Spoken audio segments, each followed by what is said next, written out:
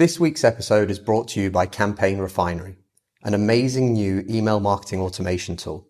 Look, in the world of digital marketing, there's a lot to keep track of. We all know this. As much as we're in love with social media and the power of social conversation here at Social Inc. and on the All About Digital Marketing podcast, we are well aware at just how powerful email marketing can be. Email marketing is not dead.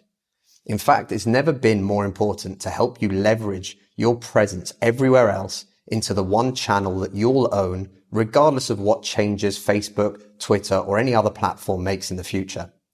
I've known the founder, Travis Ketchum, for years, and he's been a past guest on the podcast, episode 15 if you want to listen to it. I've personally used his other products before, and they've been fantastic. The amount of thought that he's put into each and every one of what he's created has been incredible. I'd highly encourage you to try their free 14-day trial at campaignrefinery.com to see what world-class email marketing automation can do for you and your business. Massive thank you to Travis and Campaign Refinery for their support of the All About Digital Marketing show. Welcome to the All About Digital Marketing podcast. The show all about digital marketing. Digital marketing. Digital marketing. Digital marketing. Brought to you by Social Inc., a digital marketing agency specializing in social media and content marketing for brave brands and forward-thinking SMEs.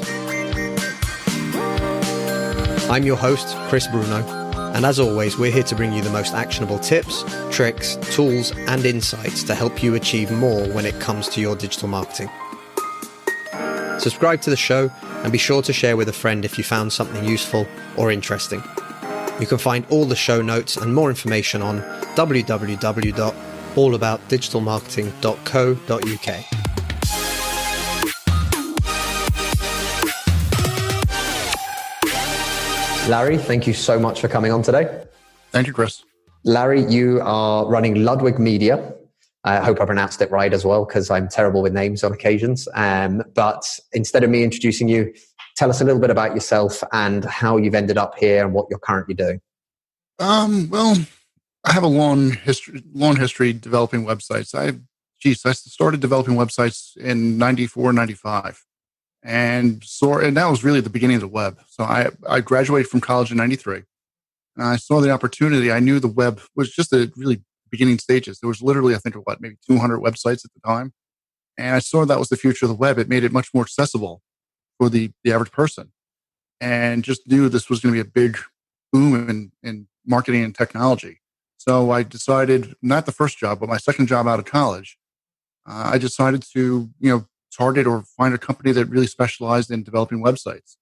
So I partnered up or worked for a company called Poppy Tyson, and they were one of the leaders at developing websites at the time. So they literally developed the White House's website and worked with Netscape, the browser development company. And from there, I worked for companies developing some of their very first websites. One of them being Chase Bank, the other being Minolta, ING Bank, T. Rowe Price, Minolta. A lot of Fortune 500 companies developing some of their first websites, and it was really a great time to, literally you're at the bleeding edge of technology, just developing things that were just never been done before. So that was a great experience in the 90s.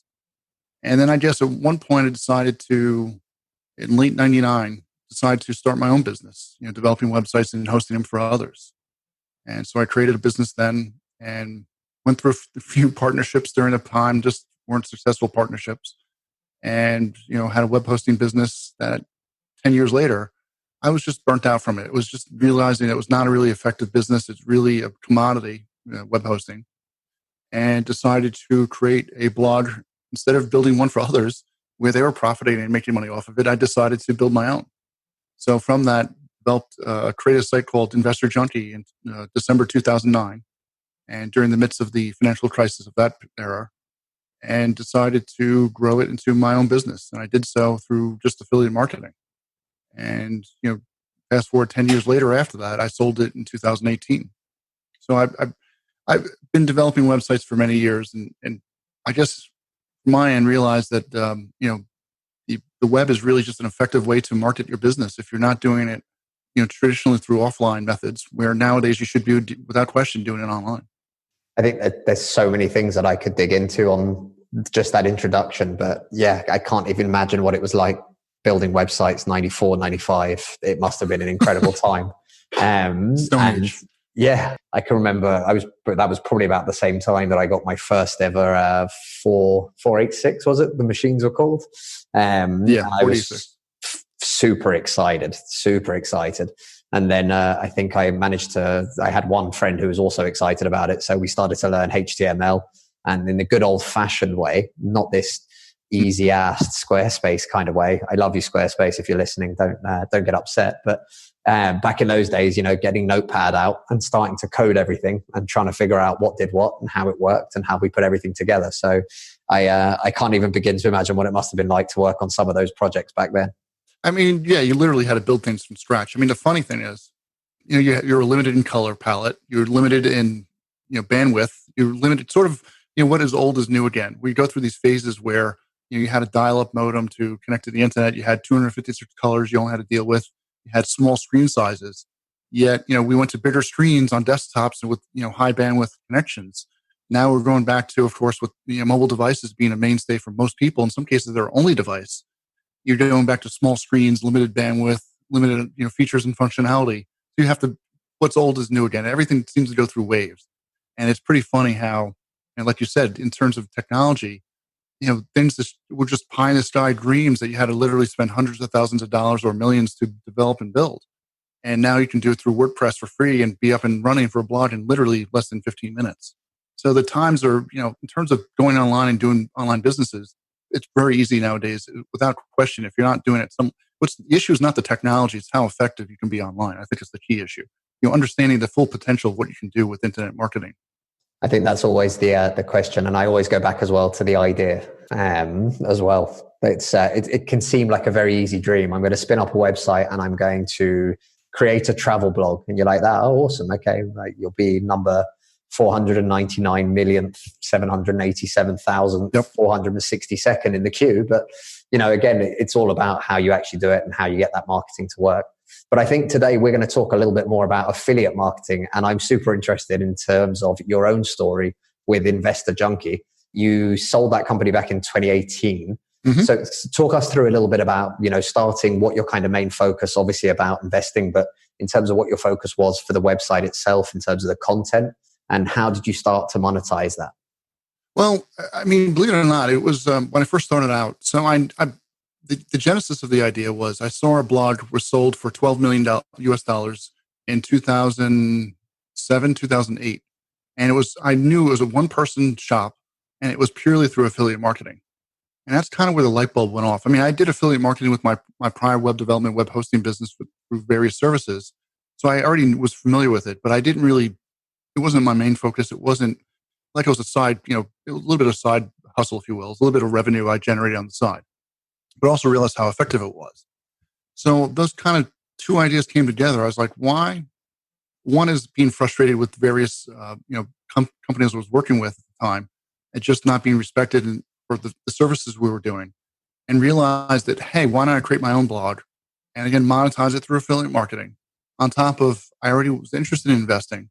Why not create an investment blog and monetize it through affiliate marketing? And again, keep in mind, this is during the depths of the recession of 2008, 2009.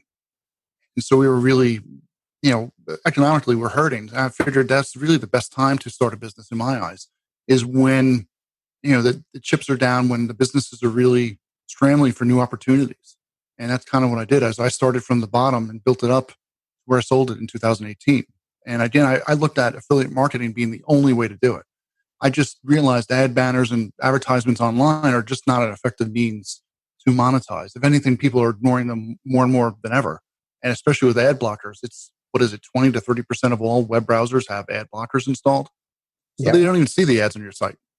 So a means to monetize, a traditional, content or, online publishing magazine, if you will, or newspaper, it's just not an effective means to monetize. To me, affiliate marketing is a much better way to do that. It's really interesting though as well, because so you mentioned the whole, starting a business in 2009. I didn't start in 2009. I started, funnily enough, in September 2008. So I was about 3 weeks in, had spent a large chunk of my savings on renting a little office space for the next 6 months and a few other bits.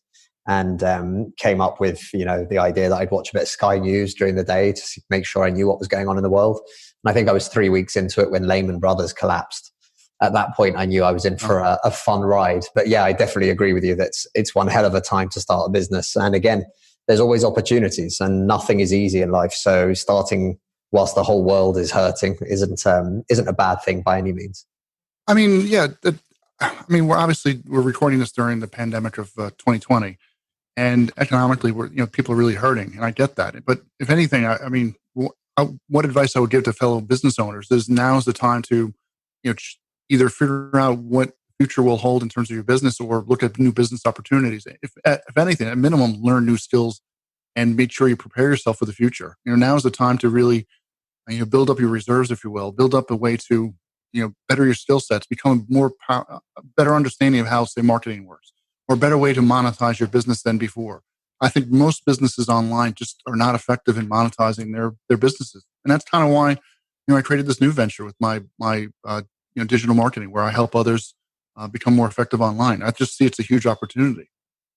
I think it's incredible though. We've been talking to lots of people over the course of this, and we're recording this. It's middle of April, and I've spoken with businesses that have their industries have shut down completely.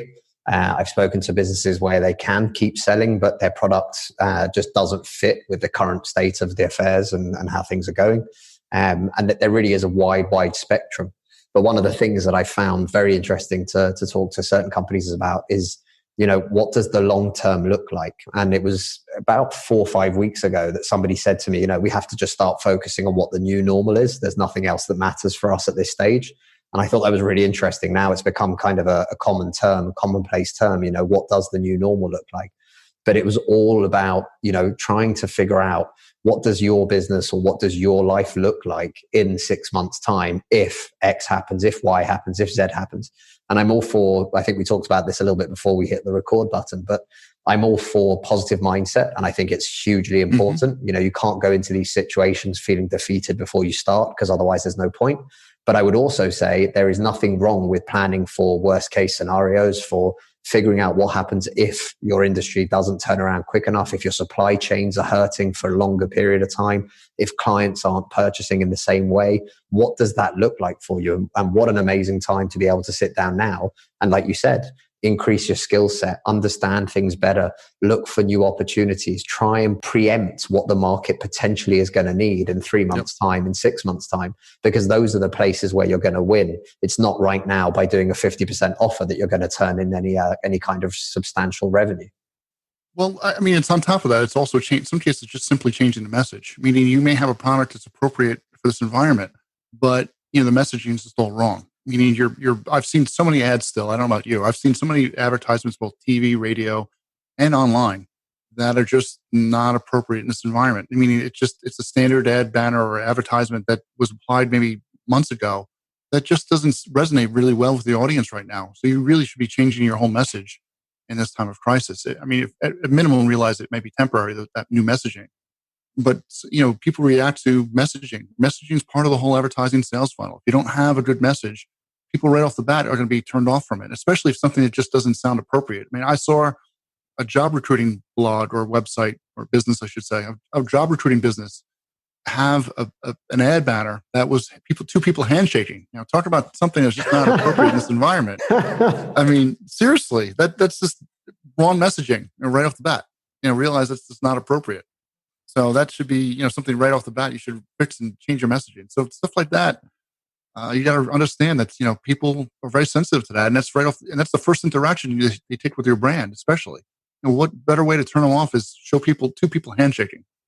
I saw, this was weeks ago, but I think it was, I can't remember who actually, so I'm not going to try and remember because I'm going to end up messing it up. But basically, a marketer that I follow, and he had written, week 1 during this crisis, we all understood that this was unraveling fast, and you were allowed a few mistakes in terms of marketing, messaging, ads not being turned off, etc., or funnels not being switched off if they had these automated emails. And I think this was in week 2, and he was like that. It's now week 2. There are no more excuses. Like, as soon as all of this started happening, review your marketing, review your messaging, review the automated email funnels to make sure that you're not pushing stuff in the wrong way and the messaging is wrong. And I think it brings me on to a really important question as well. Actually, I had a conversation with somebody today about, the emotional side of marketing, right? And it's something that we often kind of forget about, but often a purchasing decision is based on a need or an emotion, and it's a way that you get that across. And obviously right now, I'd say people's emotions are running high, whether it's good or bad in terms of what's happening in the world. Everyone's a bit more heightened in terms of their awareness. And that emotional side of it, like you just mentioned, the messaging can be so off by just something as simple as a stock image of a handshake. Yeah, I mean, I always say the people buy with emotion and back it up with logic. So right off the bat, if you're people see a message of two people handshaking, right there is a big turnoff for your brand.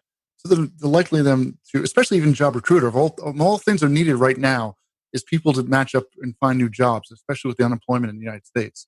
So the service is appropriate, it's well needed, but the messaging itself can be so wrong that it'll just turn off your audience and they'll go somewhere else.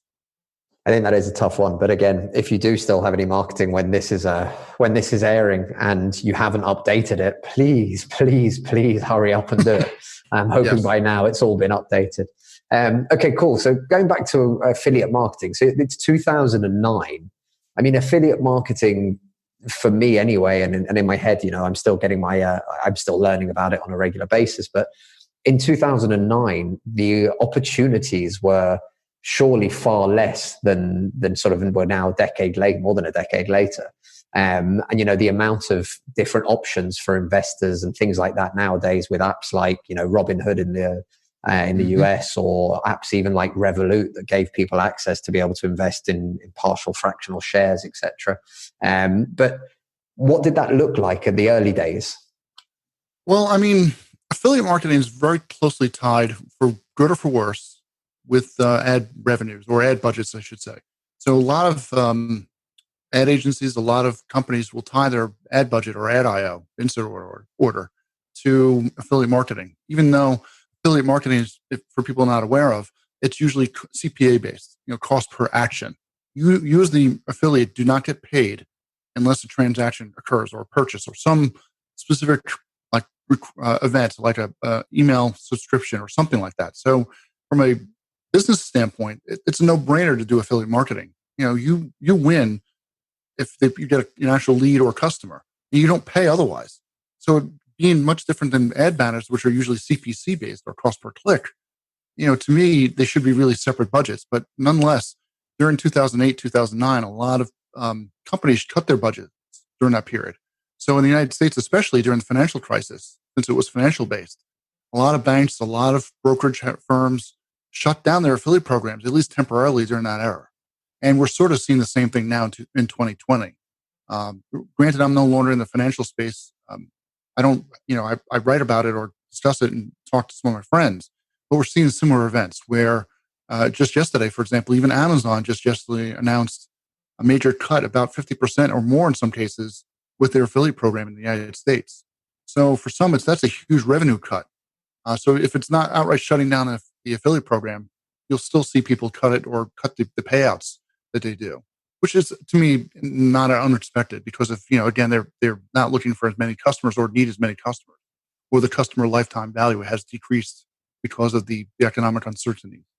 So with that said, there was definitely a lot less affiliate programs during that era. And with the advancements of robo-advisors in the US and other countries like Nutmeg in the UK, I mean, there are more and more affiliate programs for pretty much every business has realized the advantages of affiliate programs. So if they don't have one, I worked with companies who didn't have one, and we approached them and they were totally interested based on the win-win for them. So, what you do as a business owner is, if anything, you have a decent blog or decent business, you may want to directly contact some businesses and approach them on the idea of maybe you should create an affiliate program. And especially in this environment, I think they'll be more open to those ideas. I think even right now as well, when we look at the affiliate marketing, or we talk about these kind of opportunities, But there's a whole industry in the UK and in Europe that's built on that, which is the comparison websites, right? For car insurances and house insurance, etc. I mean, those are whole companies that are based purely on, well, the insurance industry has always been kind of based on an affiliate scheme anyway, but they're literally, their whole business model is affiliate marketing. Yeah, I mean, it's a great way to, I mean, the way I look at creating my business Investor Junkie at the time was completely based on affiliate marketing. And we added value by doing detailed comparisons, detailed reviews, detailed insights that really wasn't available anywhere else, or it wasn't as good of details. So if you're doing affiliate marketing, what you need to do is figure out where can you add value. In comparison shopping, for example, that's a key factor because there's so many insurance companies, as the example you mentioned. You have to figure out which one's the best one for me. And affiliate marketing is great for that because you can make sure you tie up the right person and send to the right affiliate. And everyone wins in that transaction. The visitor to your site, the merchant, and you as the affiliate. Everyone wins. If it's not purely a quantity, it's a quality metric. In my eyes, affiliate marketing is much more about quality than quantity, where ad banners or traditional advertisements online, it's all about quantity. The more traffic you send to your site, the more revenue you generate. With affiliate marketing, it's not about that. It's about how effective you can get a person to convert. And this probably brings us nicely into, so obviously we're talking about insurance companies and stuff like that. That's a very big market space, but for smaller businesses as well. So we've worked with various retail companies and various e-commerce companies, and we have actually helped them implement an affiliate scheme for themselves as a small business. So as they could share it with, other organizations like gyms or whatever it was that they wanted them to be able to push their products and to be able to get a kickback from the sale. This is something that, a lot of small businesses probably don't get involved in. And again, I think the technology has moved so fast in the last decade or so that actually this isn't something that's remarkably hard or expensive to implement. Would you agree? Yeah, I mean, I would argue every business should do affiliate marketing. Not only affiliate marketing and offering products and services that you currently don't sell, but on the flip side, if you have your own products and services, you should be doing affiliate marketing as well for your own products and services. In my eyes, it's a no-brainer on either side of that coin. And you should be doing both in mass because on the side of working with various merchants, the example I always use is, let's say you're let's say you sell car parts for restoration, let's say classic cars, and you offer all sorts of, replacement parts for, let's say a muscle car from the 1960s, but you don't offer or sell tires or rims. And yet you can work with Tire Rack, a company based in the United States that does offer and sell only tires and rims to pretty much every car out there. So and they do have an affiliate program. So you can actually then recommend, a tire rim combination for, say, a certain classic muscle car. And from there, people will, based on your recommendation, buy that product, and you get then a payout without having any inventory, any merchandising in your warehouse. You don't have to do anything other than recommend this tire and rim combination for the person. And so that's one side of the coin.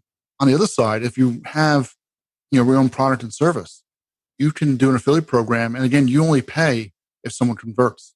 So compared to, ad banners that overall just, the past 10 years, the effectiveness have decreased over time. Affiliate marketing, you only pay if someone converts. And again, that conversion can be as simple as an email lead, to, making sure it's a full transaction, or make sure you have other conditions. You define what success is with affiliate marketing. With ad banners, it's, usually a click, and a click doesn't necessarily lead to a sale. So you care about that quality. So if you go over to, some small blog, but it has a really loyal following on whatever niche you're in, you can easily, it could be easy win for everyone because, again, it's not based on quantity. It's based on the quality of the traffic. I think there's a really interesting point that you've put in there, and actually, to be fair, I haven't considered this in this way before, but actually the complementary services, which is really interesting. So we actually work with a variety of other small agencies of freelancers, and we're always happy to recommend them. So, if somebody's looking for in-depth SEO help, for example, we've got a guy willing to do the introductions, and, invariably we work together on various different projects. So we're always happy to recommend them. If it's, for video content creation, stuff like that, we work with an agency in London. Again, same sort of deal.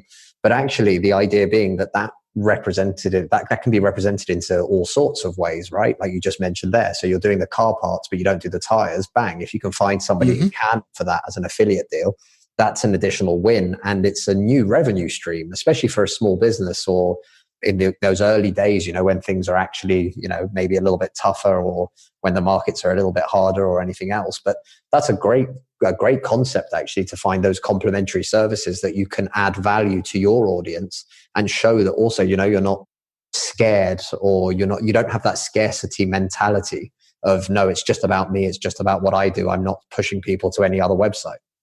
Well, I mean, people are looking for solutions. They don't, if you're offering complementary products through affiliate marketing, it's a win-win for everyone. Everyone wins in that transaction. And you're not, like you said, you're not competing against your own products. And if anything, you can, in some cases, use it as a test bed.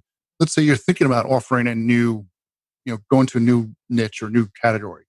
You could do it through affiliate marketing as a temporary means, where you can say, all right, we're thinking about adding tires and rims to our business, but we're not really sure if it's a great idea. Let's see how effective it is by doing through affiliate marketing. So it's an easy way. You literally can overnight, just by sharing a link, see how well or how not well it matches up with your audience. And maybe it's not a good idea. Maybe it made sense to keep it through affiliate marketing, or maybe you realize this is so successful and so part of our core audience in our business. Maybe we should add it back into our business and then cut out that affiliate marketer. So what would you say for small businesses would be the starting step, that first kind of step in looking into affiliate marketing for themselves? Is it identifying those complementary services or those potential partners to be affiliates, or would you recommend some other way for them to sort of discover whether or not there's a requirement? I mean, each business is unique, so it's a little hard to give just general. But I think your point is on mark, where you say, what complementary businesses. I'm already, in a lot of cases, you're already recommending, like you said, various vendors outside of your business already, and not even think of it as a potential revenue opportunity. Not to say you should not recommend other companies if they don't pay you, but in my eyes, it should be well defined. You should work out these arrangements ahead of time and say, I'm going to recommend this SEO company, and because of it, they're so great, and make sure you get some commission from it. It's an interesting one. And actually, Kay, if you're listening to this, because I do know you do check in on the podcast, there you go. I'll be giving you a call to discuss what the arrangement should be every time we introduce somebody. Thanks for the tip. And, well, the beauty of it too is it can be done automated, meaning just by simply sharing a link through an email sequence. Let's say you have, it could be a way to upsell and downsell various services that, again, are complementary to your business. So it could be a whole part of your sales funnel. It's not, most people are just happy enough to get the transaction for whatever product or service you're offering and be done with it. But in reality is, after that sale happens, what better way to strengthen the relationship is through affiliate marketing, by offering someone else's product that, again, is complementary to your business, and sell them on that product. You strengthen the relationship with that customer, and you then therefore also increase your lifetime value for that customer. It's a win-win for everyone. In my eyes, it's a no-brainer, and it's an easy win. I do like that. I do like that a lot. So how would you say affiliate marketing then? So obviously we talked about the 2009 and the changes and how these things have sort of evolved. But how would you say the future of affiliate marketing is looking? Especially, again, we've said it a couple of times, we're recording this during a very challenging time at the moment. But what are the real opportunities within affiliate marketing that you can see?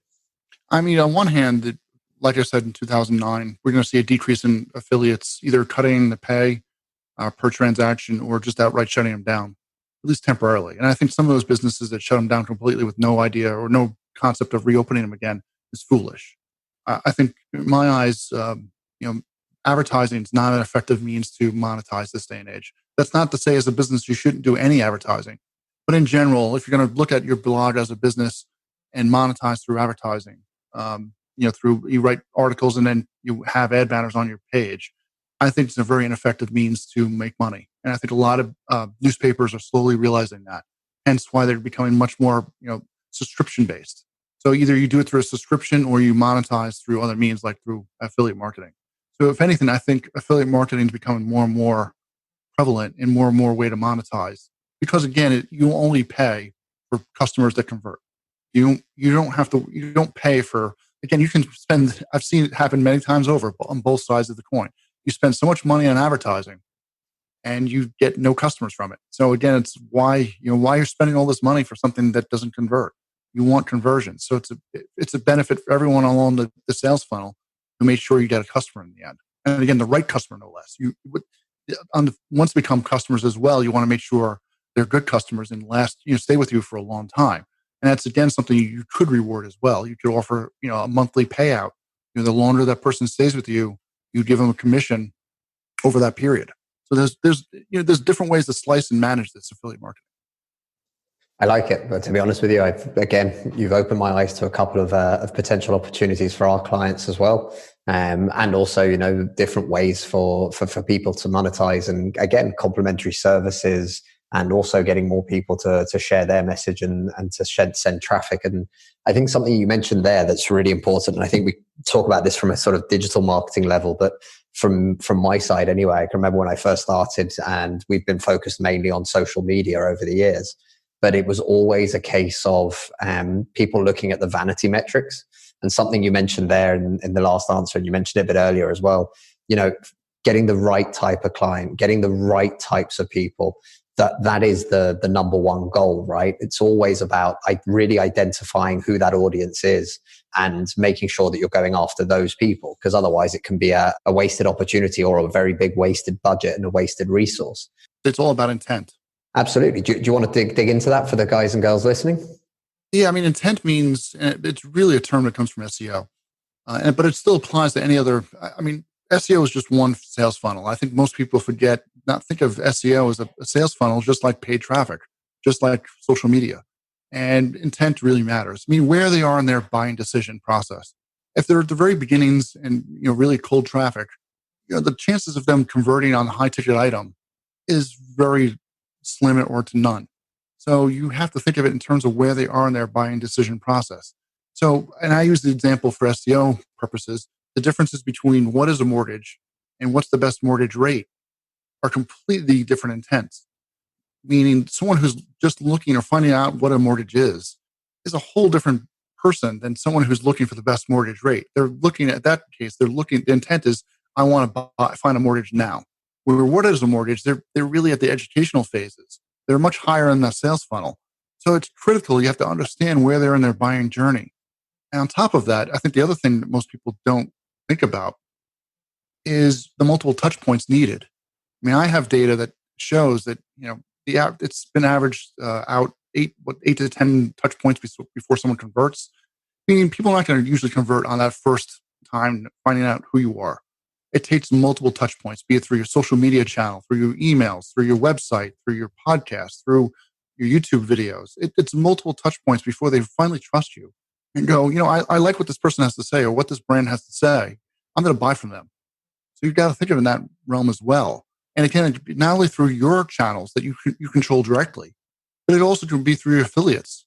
When someone writes about your product on their website, again, being honest and saying they're disclosing that they're affiliate, but giving a detailed analysis of what this course offers or what this product offers. It helps them educate them on before, is this the right product for me before I buy? And I think you have to think of it in those terms. Affiliate marketing just increases your marketing, your communications out there. Are there any good tools out there that you'd recommend for people in terms of starting to explore the affiliate marketing or the affiliate marketing world? Obviously, your website, Larry, which will be added to the show notes, of course. But are there any tools or sites that you really recommend to help people to kind of jump in and start having a look? Well, it depends on which side of the coin. If you're a blogger and you want, or a business and you want to monetize through affiliate marketing, there should be, at first and foremost, a way to manage all those affiliate links. It should be really a bear to control and update all those links instead of having to go to. I've seen it too many times where people use the affiliate link directly in their post or article or share social media, and then all of a sudden the affiliate changes the offer or changes the link. And in some cases, like Twitter, for example, it's impossible to change that link once it's out there. So the best way to do it is through some link management system. And the one I recommend and use is a ClickMeter. ClickMeter is a link management system. It allows you to, it's at clickmeter.com. allows you to manage those affiliate links not only on your site, but through social media channels as well. And again, if you need to update that link, you do it in one place and one place only. So it makes it much easier to manage. Now, on the other side of the coin, if you're wanting to have affiliate program for your product already, it depends on what your current platform or how you make money through or how your technology infrastructure is set up.